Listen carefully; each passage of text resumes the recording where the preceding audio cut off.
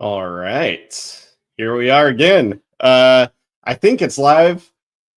Trying to check this out. If anyone's in the comments, let us know that you can see us on LinkedIn. I'm still trying to navigate the live sessions here.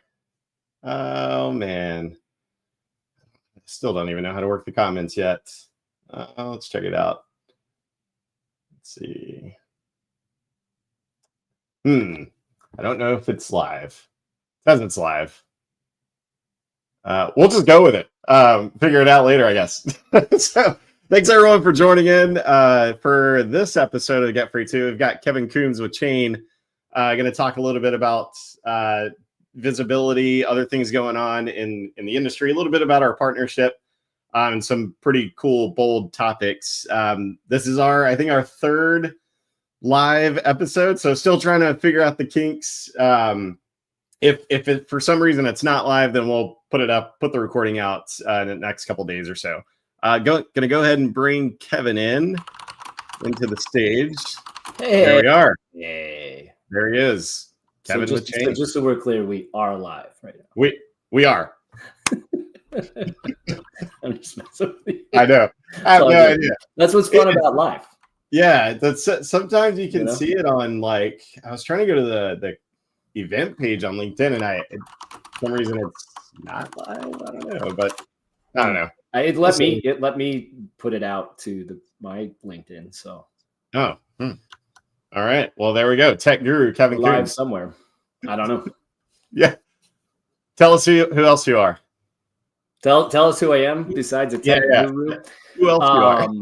I like to say tech nerd, just to be clear. So I am the EVP of sales at Chain. But Chris and I go way back. I think I posted this on LinkedIn. We've actually known each other for 10, 11 years now, right? Yeah. So, yeah. Way back, old school industry folks.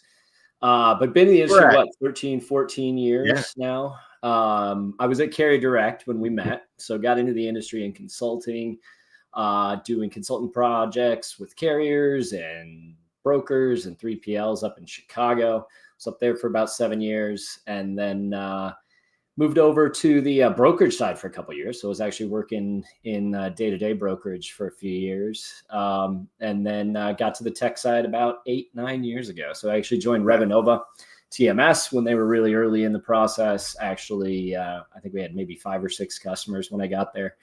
Was there for about 4.5, 5 years, jumped over to green screens 3 years ago, and now I'm here at Chain. So got into the AI automation and pricing space, and now onto the full-on ops automation side with Chain.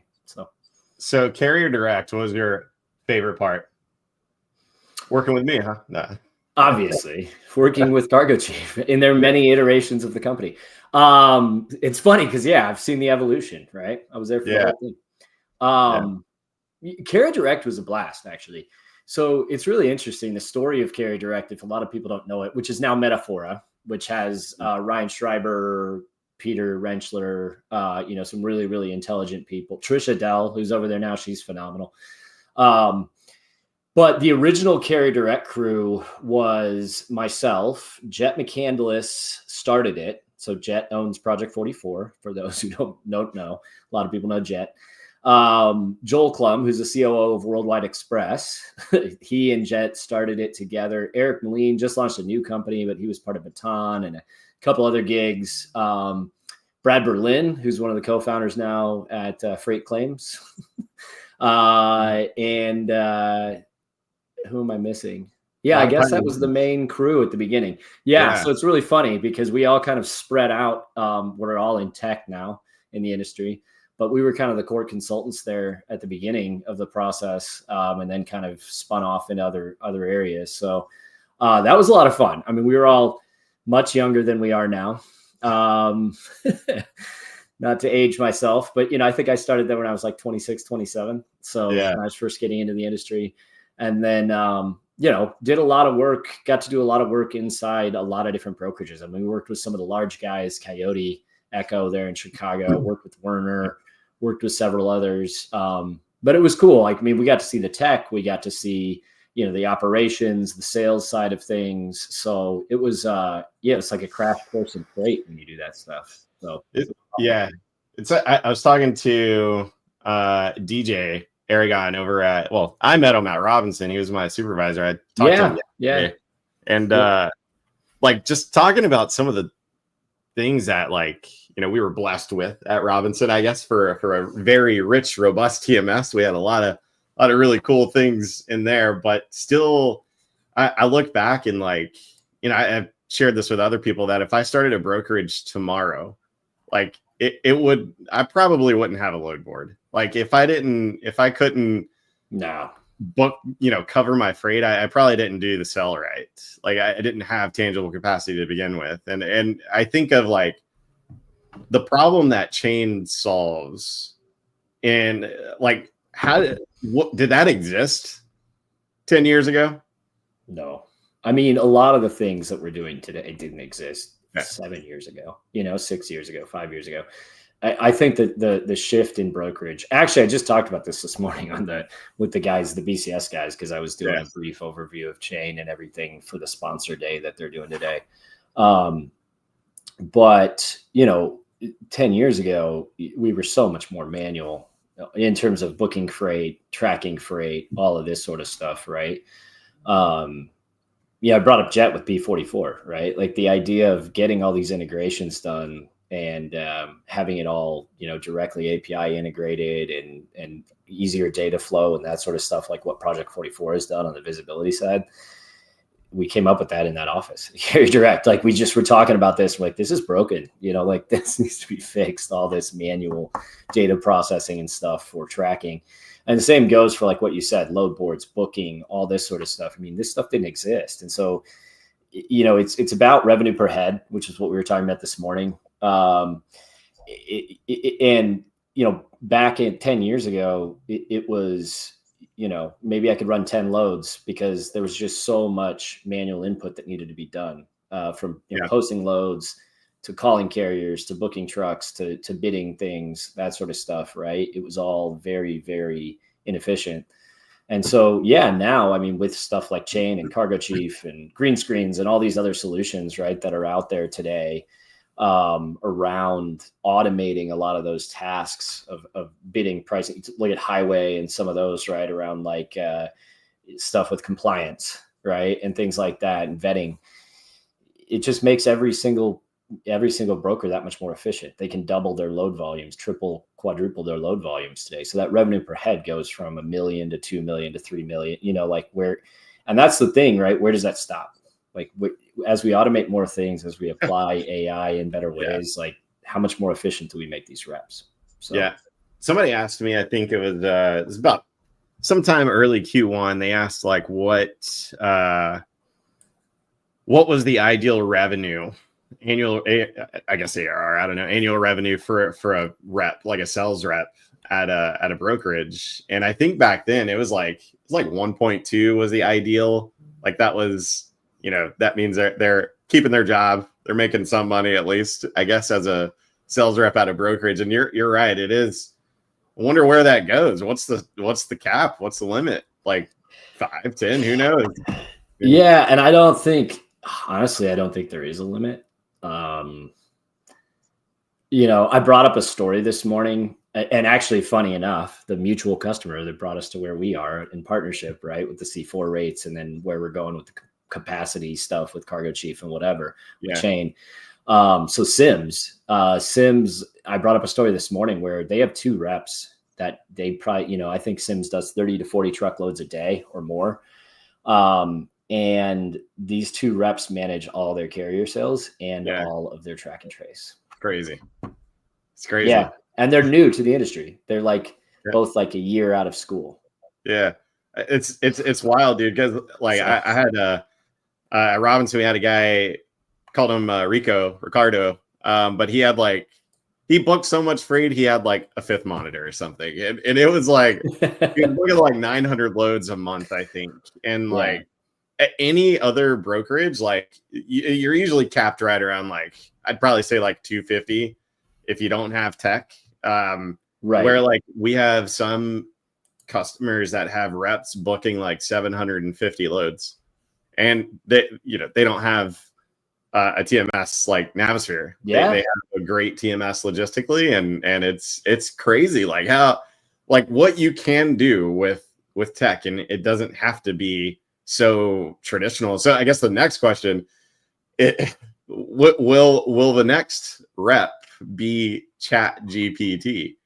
Do you think it's like what do people want when they come looking for AI stuff? Like, obviously not, right? Chat GPT is not going to be their rep, but there's probably going to be AI there. Like, do you think they want minimal touch? Do they want like to just be hands off, or what do they want? It's a loaded question. I think it's both. I mean, like, I think it's both of those things, right? I think they want limited touch or hands off, different things. I think, well, at the end of the day, so actually, this is also pretty funny. You remember Joey DeBill, right? You worked with Joey at Cargo Chief. So great guy. I actually just talked to Joey the other day. Funny enough, I mentioned you to him that we were going to do this. So when Joey was a broker, right? Worked for Cargo Chief. He actually worked for me for a bit when I was at X-Freight. And Joey used to tell people, like, they'd be like, "Oh, can you go lower on this? Can you go?" And he's like, "If I go lower on this truckload, like his customers, right? He's like, I can't move it, And they're like, "I just need a lower price." He's like, "Great." And what he used to always say is, he used to say, when UNICEF gets into the freight industry, you call them up, like when it's a nonprofit, right? That I'm moving this stuff for you free of charge. And it's like, okay, like that concept is crucial to why we're building the tech we're building, right? And why we're trying to automate more processes, because then we can drive rates lower while still maintaining margin levels or improving margin levels, right? Yeah. By automating manual tasks and automating the really inefficient stuff, utilizing AI, right? Utilizing chatbots, utilizing different automated outreach capabilities, whether it's phone or text or email. And so I think it depends on where you're at in the process and what kind of freight you have, the type of touch that you need. But what the goal is to make those reps more efficient so they can move more loads per head, and then that improves the margin levels, right? Improves the bottom line. We're a very compressed margin industry right now because of all the manual processes and just like how inefficient some of those processes can be because it requires so much touch. And so I think it's automating the right things.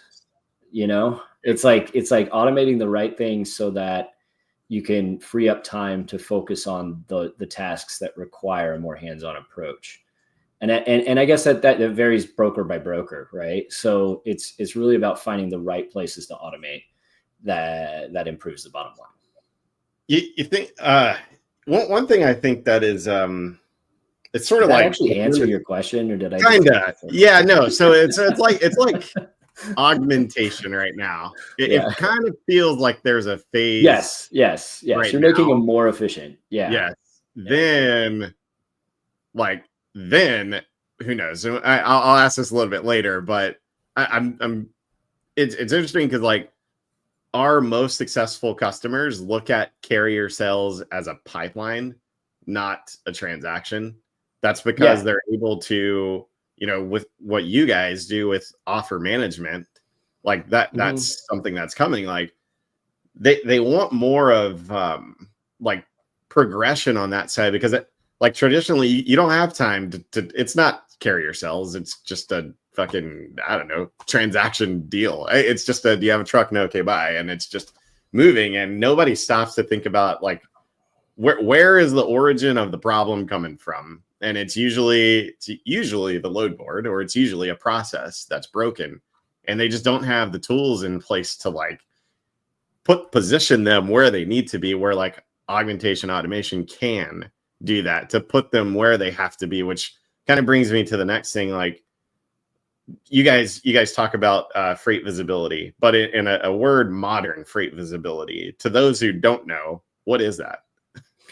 Yeah, so visibility in the past was like, okay, let's get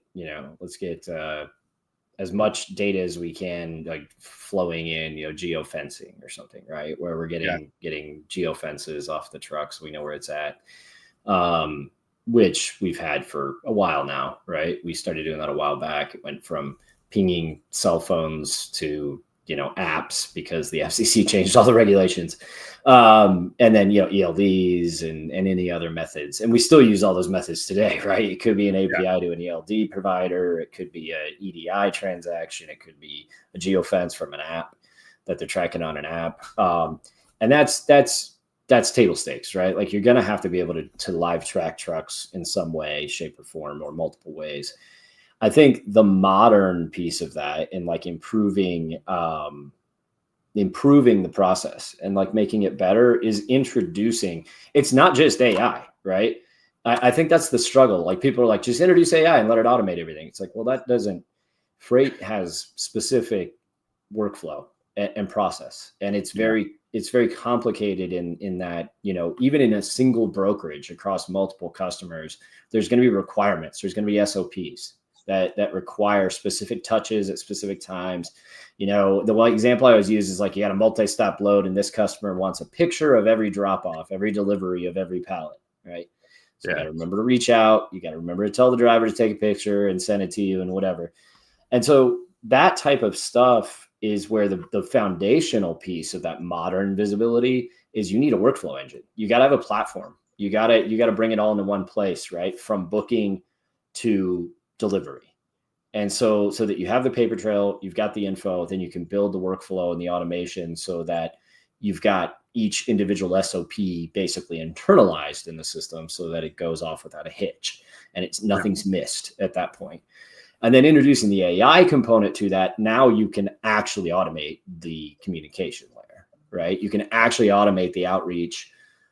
It looks like it's coming from a human being, right? You can text, you can email. We call it omni-channel communication, right? It doesn't matter how we're doing it. Get it into one centralized platform and then disseminate run the workflow, get the platform going, get the foundation going, and then allow the AI to go out and do the tasks. And so the way I think about it is like with the AI in conjunction with that workflow, that's kind of like the modern process. And it's both proactive in that it's doing all your SOPs, and it's reactive in that if there's a problem, if there's something and the driver reaches out and they've blown a tire, the AI can just automatically respond. And it just handles, starts handling it, runs an exception, alerts the rep, all that. So it's all those little in-between tasks, I think, that you got to fill those gaps that the traditional just visibility tracking an ELD or something's not going to give you. It blew my mind when I first logged into HubSpot a couple of years ago was workflows. It's so simple. Like, but I mean, man, like that is where like the task in a CRM, if somebody comes to fills out a form, you can automate what email goes to them and add the tokens of like, hey, first name, like all that stuff. And then if they click and book, like there's just like, that's all the workload. Like that's the task that people got college degrees to do, right? To go click buttons. It's right. It's wild. Like, and in the same thing it's in brokerage too. Like, one thing I do know that brokers love is, and they hate to get rid of it, is control.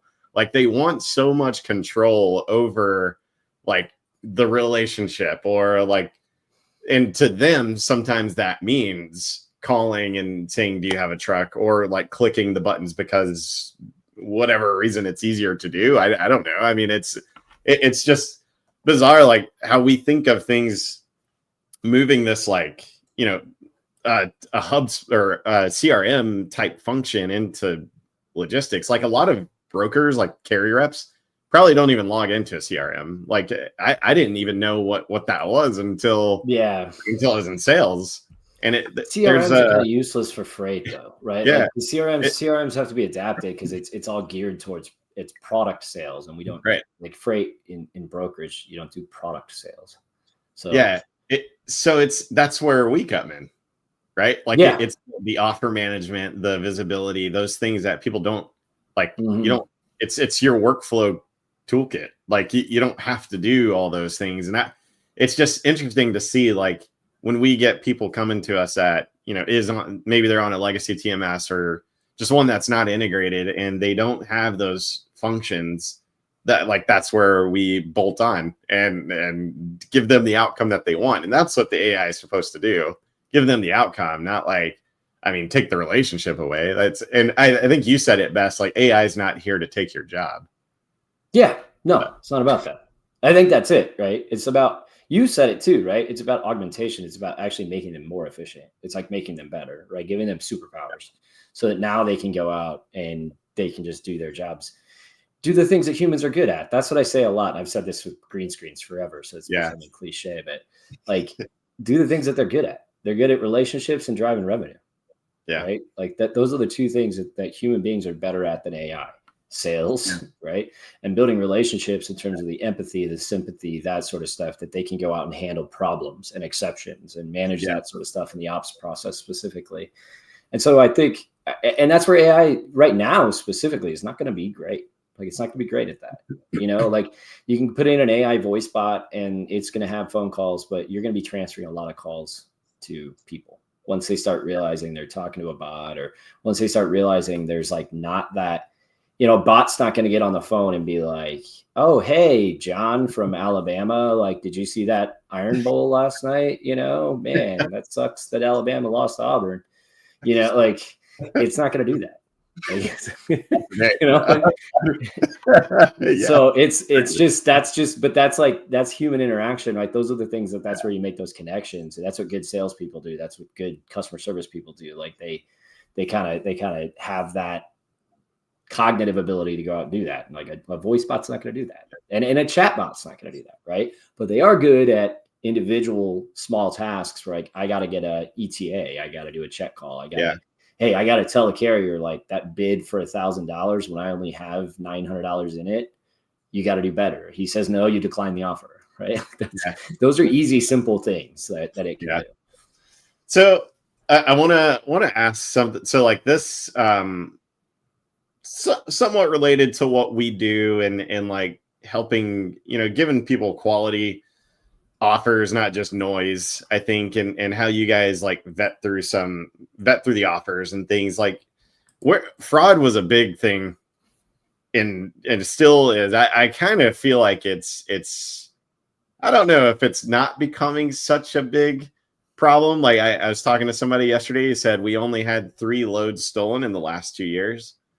I mean, that sounds good. I mean, we've had to claim before, like when I was booking freight and it's sucked. But do you think that fraud is, I'm going to try to phrase this properly. Is fraud a tech problem or is it something else? That's a good question. Because there can be a lot of tech that approaches fraud, the issue going on. Well, I think about it this way, right? Like there was Elon Musk had this quote a couple of years ago at like this Wall Street Journal conference thing. Like he was on an interview and I saw this and he was like, the US government is, how do you phrase it? He's like, they're the largest corporation in the world with a monopoly on violence. That's what he said. And what he basically meant by that, right, is that like, I can't go out and just serve justice on a guy who steals my truck. You know what I mean? Like the government has to step in, highway patrol has to somebody's got to step in and do that. Right. And I can't as a broker go out and issue, licenses, right? I can't issue CDLs. I can't issue the license to be a motor carrier. Like the government has to step up in that regard too. And that's not necessarily technology. I mean, it is a technology problem because their technology is really bad for doing a lot of this stuff, right? And that's what makes it so inefficient. And that's where things fall through the cracks. But that's an organization, a bureaucratic problem in that way, right? Like that has to be solved. And that's where like we need to step up as an industry, right? Like I was gonna go to my first political action committee, the PAC for TIA, when I was supposed to be at TIA a couple weeks ago, and I didn't end up being there last minute. But like, I was talking to some of the guys, Mark Fiorini and Brandon Bay and Daniel Ilg, that are on the board at TIA that have been going there for years. And I was like, is anybody from the tech side like going to the policy forum in DC when you go meet with people? And they're like, no. Well, that's our problem, right? So that is a tech problem, right? Because the government is not going to solve the problems that we're solving, right? As private businesses, we're going to be infinitely better at solving those problems than the government will, because they are a bureaucratic mess. Yeah. So, but in conjunction, so like to solve these fraud problems as an AI company, as a tech provider, right? Like, yeah, like change should be involved in some of these conversations, right? We should be talking about how we can do better about vetting carriers, making the process better, how we can work together to make this easier, right, for the government to prevent a lot of the issues that are occurring. You're still going to have people steal trucks, right? It's still going to be, you know, Fast and the Furious on the highway. But you know, you can decrease the problem by increasing the protection layers that we can put on with tech and with, you know, government oversight in terms of that stuff. So, you know, it's a twofold problem. And I think we are addressing it as tech providers, right? We're providing better ways to get, you know, the proverbial fox out of the hen house. But I think it's going to be in conjunction with fixing a lot of the inefficiencies in the regulatory processes too. Yeah. So like I usually hear it's like people need something because like they think that the tech is going to solve everything, and the tech's going to do its job. But if there's a process that's broken, like I think that's where, like, some of the things that we do, we help like course correct the process to make sure that your fraud prevention tech is like working properly. Yeah.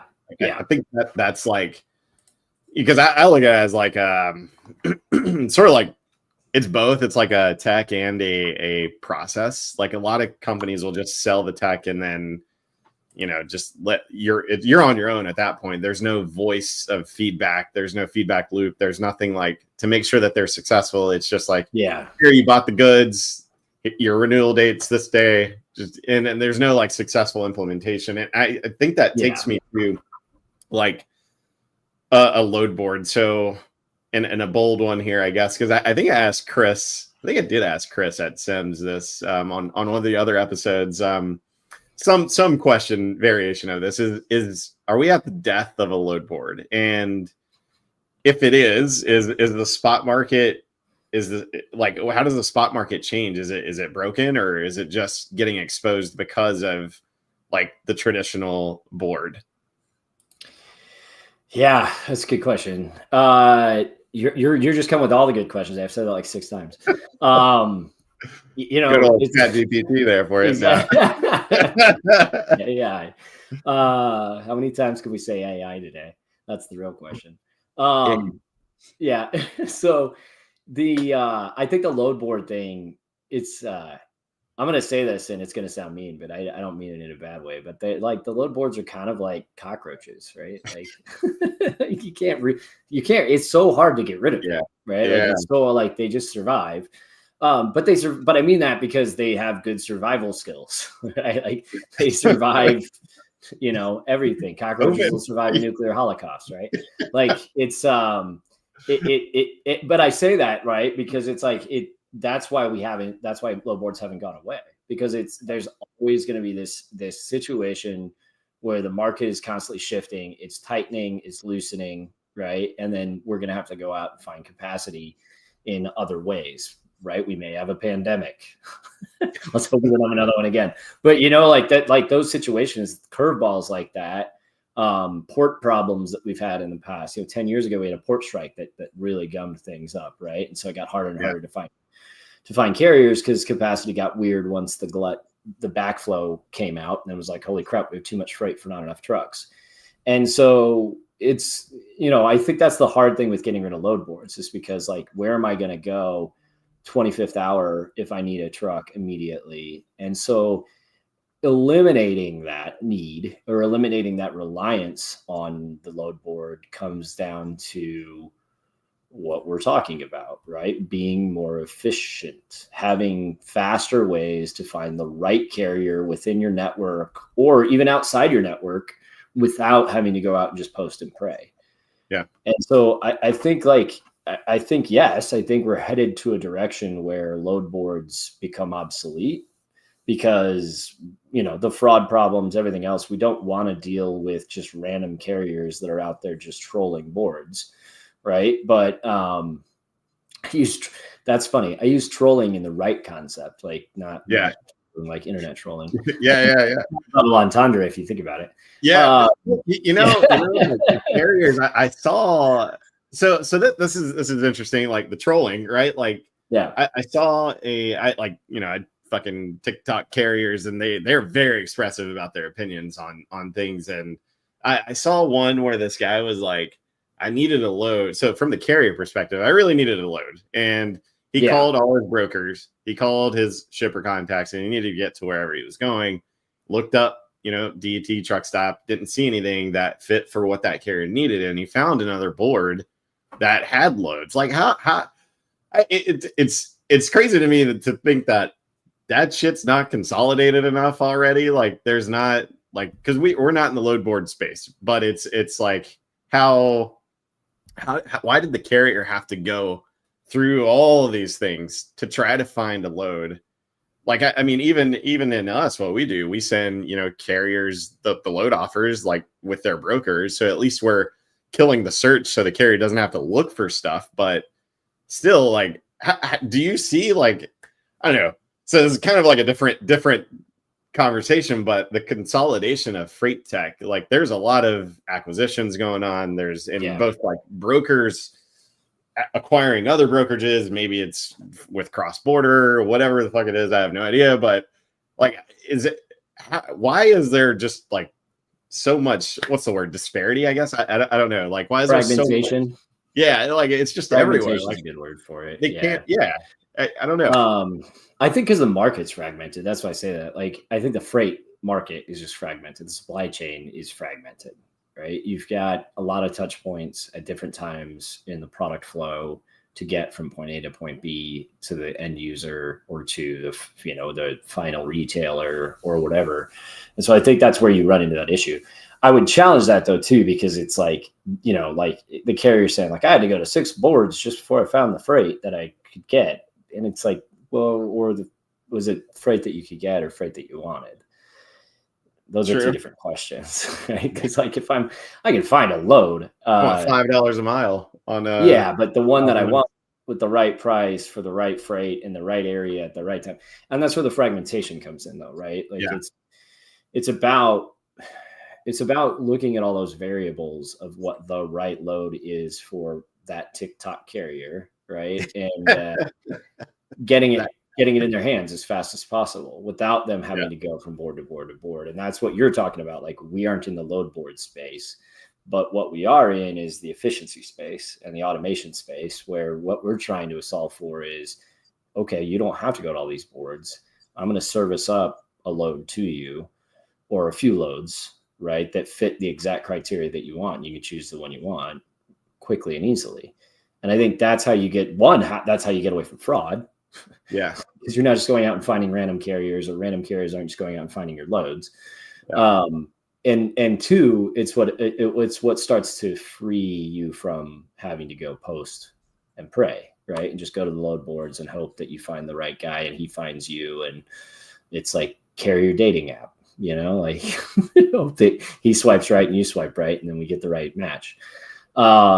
And so I think that's like I think that's part of the problem, though, is like you got to establish those variables and like talk about the workflows and the foundational part of that first before you can just eliminate the load board. It has to be a situation where, you're actually going through the right steps and the right variables to get it to the right carrier at the right time for the price that they want.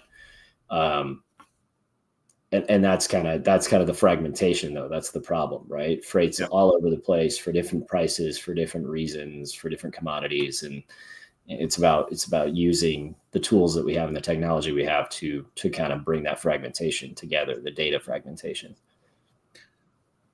What do you, I don't know, let's take just 2 years from now, and then let's just say 5 years from now. I think I might have asked you this. I know I asked somebody else before, but are we? I'm gonna say AI again because I'm there because there's so many fucking turn it into a drinking here. game. Yeah, yeah. What time is it? It's only 11:30 here. Yeah.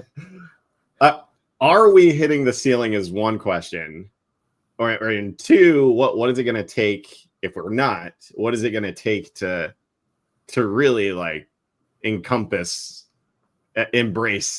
this change? Because I feel like there's something coming.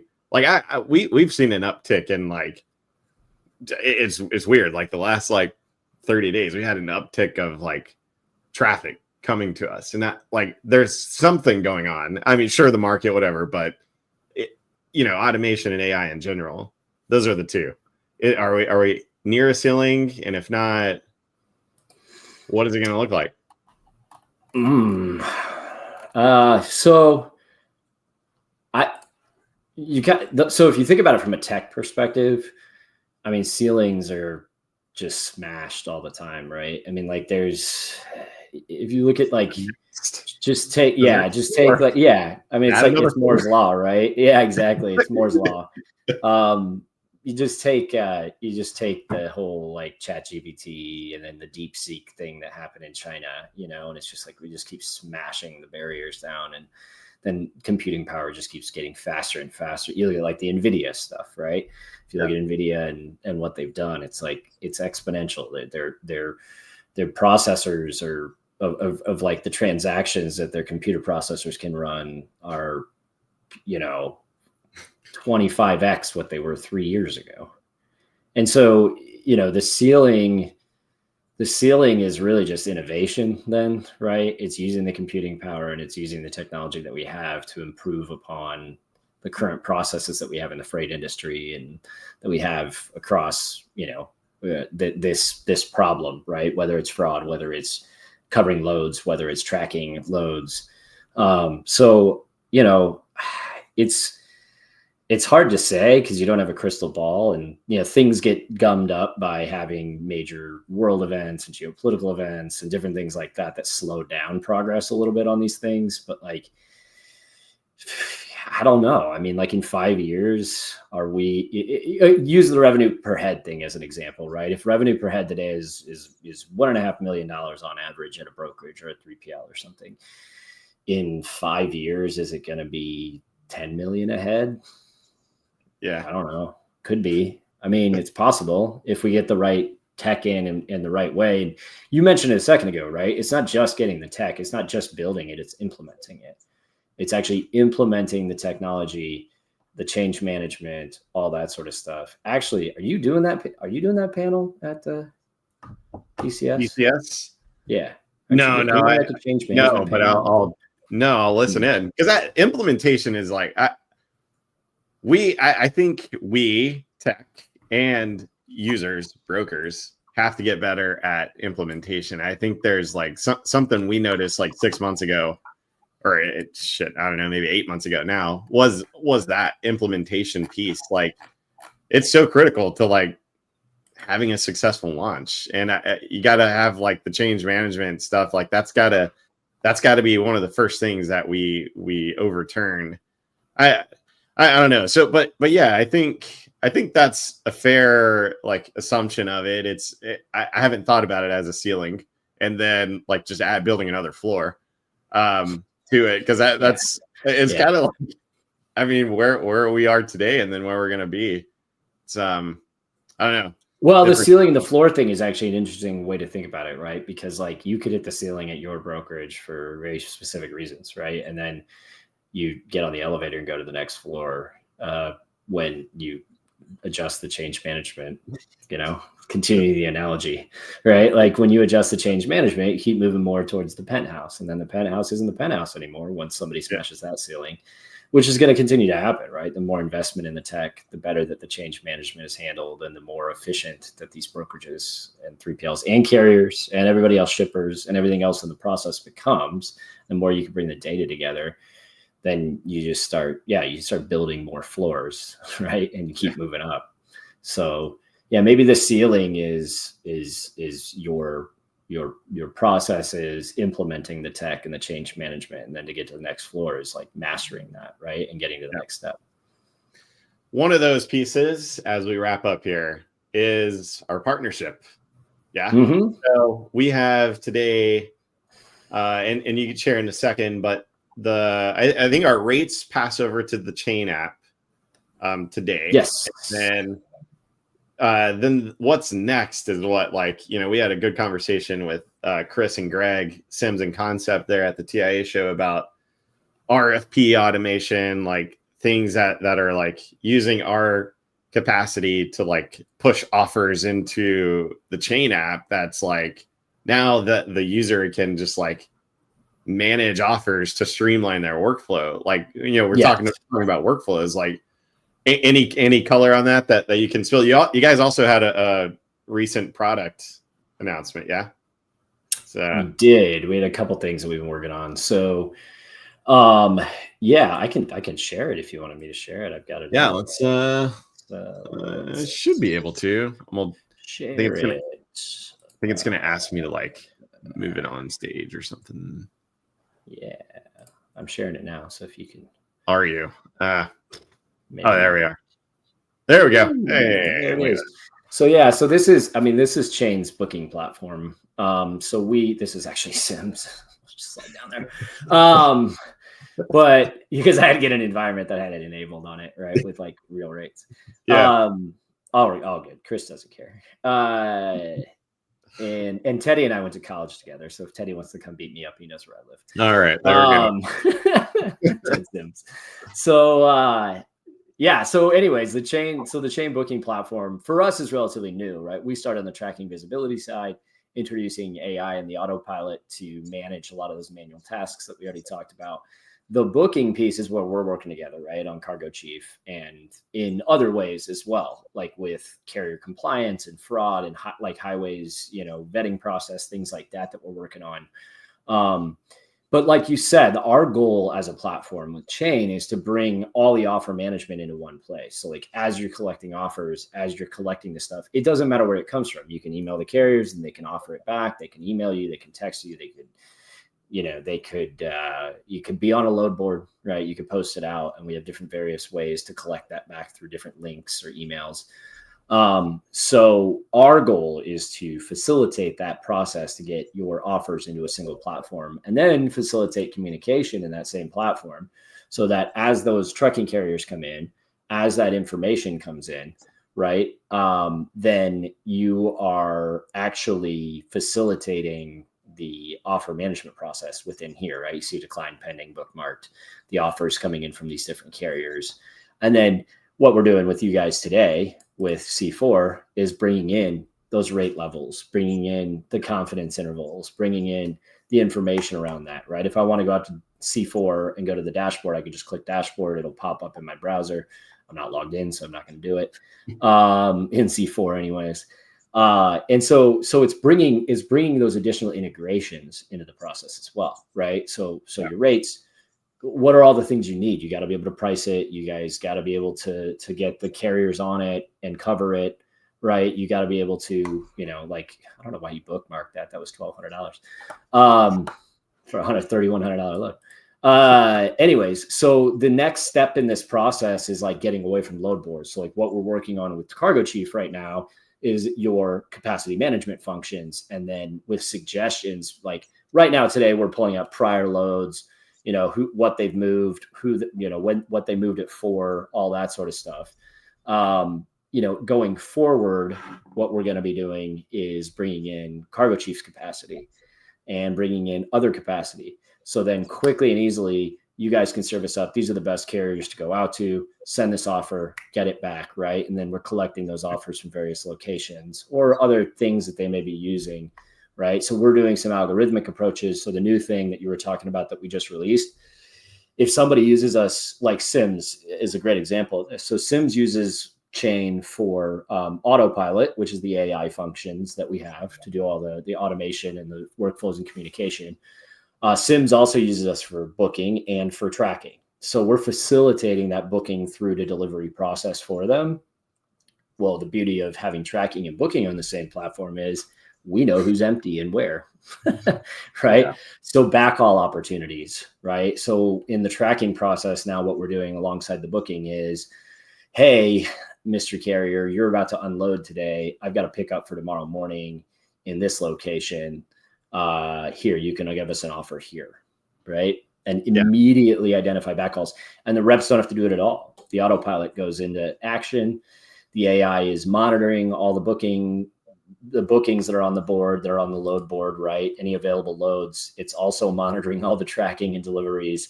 So it's just doing it for you. It's just saying, hey, there's a backhaul opportunity here, right? Yeah. And then the other piece is what the automation is in conjunction with Cargo Chief, right? Going in and the AI seeing the right carriers and then just making the offer management flow automated on certain loads. So these suggestions, it just automatically sends stuff out to the right guys. And then it's going to start collecting offers back as they come back in and then facilitating that conversation. Whoa, this guy's attached to a lot of different carriers. Yeah. Interesting. And he's from Sarajevo. he's obviously a dispatcher, right? Obviously a dispatcher in this regard, it's a dispatch service, which is great, but that's kind of what we're trying to service up, right? Like we're trying to help understand the identity of the bidder. We're trying to help understand, the My Carrier packet stuff, getting them onboarded or highway or whomever, and then again, once we get to this process, then facilitating, is this a good or bad offer? Is it a good or bad carrier? Right. And then when we introduce the autopilot and the AI component to that in the workflow, okay, we can just auto decline these. And so the goal is not to come in here and have, let's see one of their ones that has the highest offers, 28 offers on that load. Yeah. Right. The goal is to come in here and not have 28 offers. Yeah. I mean, right? The goal is to come in here and have 5. Yeah. And there's so much noise out there. Like I talk to people, you post that load. I don't know. My example is usually LA to Phoenix, and you're going to get 20 calls and you're only booking one. What happened on the other 19? Like, did you really talk to those people, or did you, fuck, what a waste of time. I mean, like, it's, and as 25 of these might be crap. Right? Yeah. It might just be one fraudulent, 2, it's 2,400 and, they're bidding, they're bidding 4,000 and we have, 3,000 in it. Right. Yeah. Like it's just, they're not going to come down. No, sorry, cool, decline. Right. Yeah. Like that. So it's also sifting through all the crap. So it's not just, it's identifying the right carriers, which we talked about, but it's also then identifying the right bids as they come in, because that's part of that process of being more efficient is also identifying like what's just auto declines and let's get them off the board so we can speed that process up. Yeah. It's such a, I don't miss fielding calls like that. Like it was, no, I mean, and you can't just be like, no, pound sand, asshole, I'm not talking to you. And like you got to at least hear the carrier out, right? Like at a brokerage, you got, or you have a nice offer management system that you're not having to like be an asshole, or you can just, you can like see the offers and just be able to book the one that worked. And then if your carrier calls and is like, hey, why, I sent an offer, why didn't you book with me? That's a different conversation than, no, I got to be at $1 a mile or whatever the alternative is. Like that's a different conversation. And now you're starting to like enjoy your job instead of like, no, on to the next 302nd call. And that's funny too, right? Because this goes back to the earlier conversation about not removing humans from the equation either. We're not trying to remove the human from the equation. What we're trying to do is get rid of all the bad data, all the bad crap, so that the human can just make better decisions faster. That's the end goal. What do you? So one thing that I know a lot of people get excited about is the tracking piece. I don't know if you can. Like what's this, the not secret sauce, but why is it, so appealing? Yeah. Because I mean, like you said, tracking's been around for a while, but like it's different. People, I don't like, they gravitate towards this and curious. Yeah. So the tracking piece is about more than just tracking. It's not just about tracking a load, right? It's about all of the individual small tasks that go into tracking a load, right? Yeah. So there's a lot of things that are still manual. I gotta email a dispatcher or text the driver to get some update or whatever, right? And it's one simple thing. It's get an ETA, right? It's get a POD from them and get an image back. It's get a, are you loaded and moving? Like things like that you haven't gotten the ping back from the geofence yet, and but you need to get an update for the customer that they've loaded and that they're rolling, and so you have to stop what you're doing, you have to find those loads, and then you got to go through your SOP and reach out. And that's where same idea as what we were talking about with booking, facilitating it in one location, all the communication, right? Get all the parties involved, right, that are attached to it. The customer, the team members, or not the customer, but the team members, the carrier, the dispatcher, right, the driver, whatever. And then from there, being able to go through and actually automate the outreach, right? Yeah. So from the moment that this is booked, get out the info, start tracking. If they don't choose correct permissions, if they don't, do whatever, the AI just goes to work. Hey, you need to choose the right permissions. Hey, we need to get this tracked. You're not tracking, right? Yeah. And then from there, it's stuff like this, right? So Sam, it looks like it's coming from the rep. It's going to the driver's phone directly, but it's coming via our AI. Yeah. Hey, are you all loaded up there in Bremen, Georgia? Yes, I'm still loading up right now. So that's the other piece of this, right? It's like those little things. Geofencing isn't, or in this case, I think we're tracking via ELD in this case. Yeah. That's not enough. You're still going to have all these different crazy requirements coming in from your customers of, I need this ETA at these times, or I need this stuff for compliance purposes, right? And that improves the service metrics with the customer, but takes it off of your people's plates.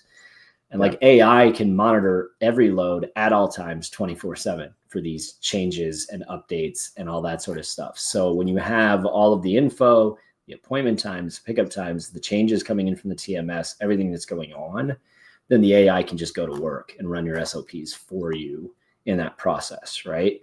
And then the last piece of that I think understated is it's not just getting the information. It's not just calling somebody up or texting somebody or emailing somebody and getting this information back. The next step is, if I click shipment activities, it's actually putting it back in the TMS. Right? You actually have to get the data, parse it, and get it back in the TMS, which requires a certain type of language model and whatever to get that information and push it back. So in these instances, you'll see here where the autopilot is tracking every field and every action that needs to be taken, and then going back and pushing this stuff back into the TMS and making the updates for you. So that data entry process is also automated. That's we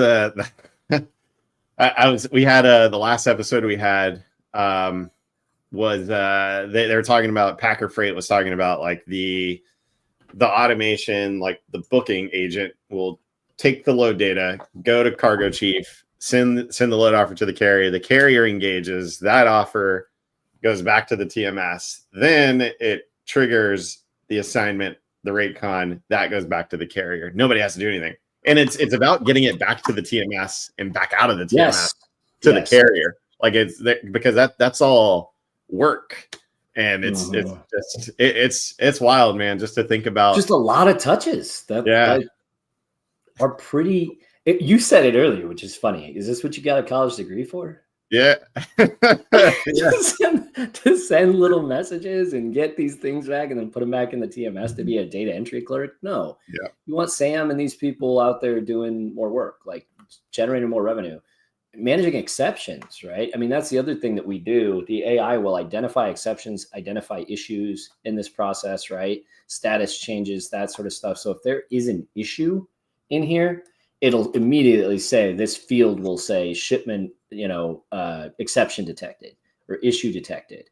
It'll alert the rep can get involved. You want them handling that stuff, right? When there's a problem, there's things going on, because that's what they're really good at, or out there getting more business for you, right? Or whatever.